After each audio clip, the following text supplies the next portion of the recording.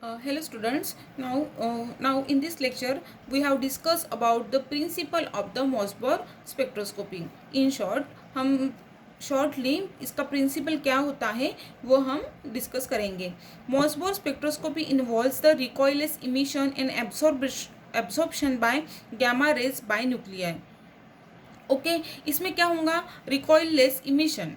Okay, emission and absorption होगा gamma किसकी with the help of gamma rays by nucleus का. Okay, the atom in a source emitting the gamma rays must be of a sample isotope as atom in sampling absorbing them. देखो इसमें क्या बोला है? The atom in a source emitting the gamma rays. जो atom source का जो source में जो एटम है वो क्या करेंगे? गैमा रेज को इमिट करेंगे. Must be of the same isotope as atom in the sample absorbing them. जो एटम एब्जॉर्ब करने वाला है सैम्पल का आइसोटोप्स जितना होगा वैसे ही वो आइसोटोप्स क्या करेंगे? एब्जॉर्ब करेंगे. मतलब देखो जैसे इसमें मैंने बताया है, जनरली देखो सोर्स रहता है और एक सैंपल रहता है. जैसे हमने देखा है कोबाल्ट 57 ये क्या है? सोर्स है. और सपोज सैंपल हमने लिया है Fe57. तो इसमें क्या होता है? देखो इसमें क्या होगा? एक्साइटेड स्टेट, जैसे मैंने कहा है कि न्यूक्लियस का क्या होगा? ये होगा ट्रांजिशन होगा. जैसे एक्साइटेड स्टेट से ग्राउंड स्टेट में क्या होगा? उसका ट्रांजिशन होगा with the help of the gamma rays. Gamma rays का गैमा रेज में ट्रांजिशन होगा और क्या होगा? Some amount of energy get released. Okay, और यहाँ पे एक्साइटेड स्टेट का ग्राउंड स्टेट में एब्जॉर्प्शन होने के लिए उनको 14.5 के ईवी इतनी क्या लगेंगी? एनर्जी लगेंगी. और फिर ग्राउंड स्टेट का एक्साइटेड स्टेट में उसका क्या होगा?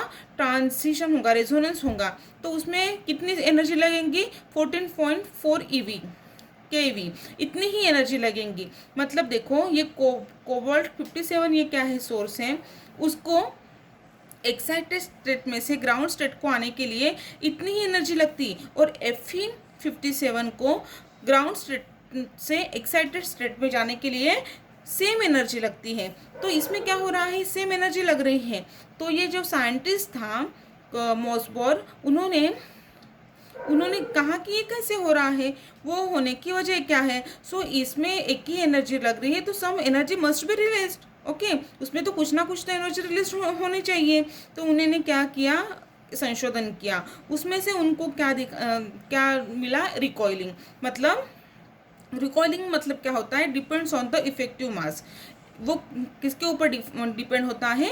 इफेक्टिव मास पे. मतलब ये जो सैंपल है वो उसके ऊपर क्या किया उन्होंने? कुछ लार्ज क्रिस्टल टाइप किया. ठीक है, वो टाइप करने के बाद उसको उन्होंने देखा कि उसमें क्या चेंज हो रहा है.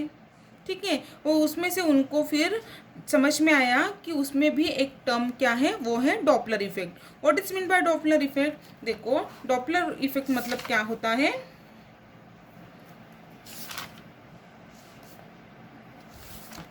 नहीं, डॉपलर इफेक्ट के पहले उन्होंने देखा कि उसमें कुछ रिकॉइलिंग हो रही है.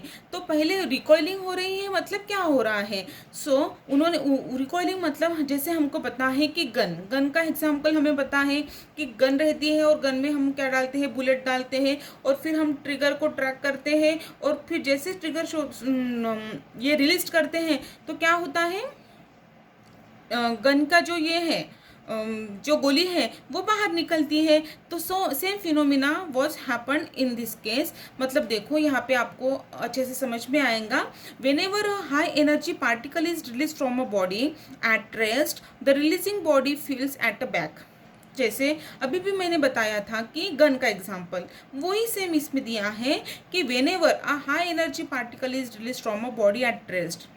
हाई एनर्जी जो पार्टिकल है एक आधी बॉडी से हम रिलीज करते हैं. जैसे गन में से हम क्या रिलीज कर रहे हैं? बुलेट रिलीज कर रहे हैं. The releasing body feels a back. बराबर है. जैसे हम उसको ये रिलीज करते हैं तो जो रिलीजिंग बॉडी है वो क्या करता है? बैक लेता है, मतलब किक होती है.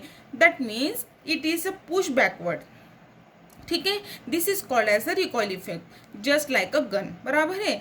जिस प्रकार गन में से हम एक आधी गोली हम क्या करते हैं, रिलीज करते हैं, तो क्या होता है, this releasing body is feels like a back or a kick, it is pushed backward. This is called as a recoil effect, and the same phenomena was happened in case of the Mossberg spectroscopy.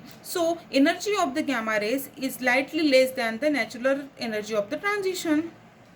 जो gamma rays की जो energy है इस कम होती है natural energy of the transition से. Okay, similarly for a nucleus at rest to absorb the gamma raise.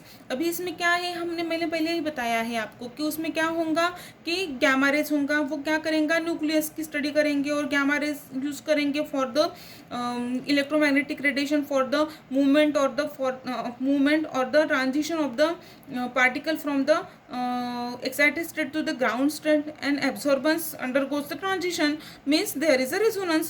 Okay, so similarly the nucleus at a rest to absorb the gamma rays, the energy of the gamma rays should be slightly greater than the natural energy. ठीक है, मतलब जब हम क्या करते हैं, nucleus at a rest to absorb the gamma radiation, कोई भी न्यूक्लियस वो क्या करते हैं, गैमा रेडिएशन को एब्जॉर्ब करते हैं. The energy of the gamma rays should be lightly greater. जो गैमा रेस की एनर्जी जो है वो ज़्यादा रहेंगी नेचुरल एनर्जी से. ठीक है, उसे हम क्या बोलेंगे, देखो energy of the recoil ER, उसको ER से हम energy of the recoil means ER denoted by ER is equal to ER square upon kinetic energy 2mc square. तो इसमें क्या होगा, देखो this is the source, okay, or the emitter. This can be emit the gamma radiation ER, that is the energy of the recoil. Okay, and क्या होगा फिर उसमें absorbance होगा और it undergoes the transition, and it means it resonance means higher than the less recoil energy. Okay, this is nothing but the recoiling effect. The principle involves, actually इसका principal बहुत ही simple है. इसमें 2-3 term आते हैं, एक तो recoil effect है और second one that is the Doppler effect. तो this is the principle and the recoil effect. Okay, and Doppler effect हम नेक्स्ट लेक्चर में देखेंगे. Thank you.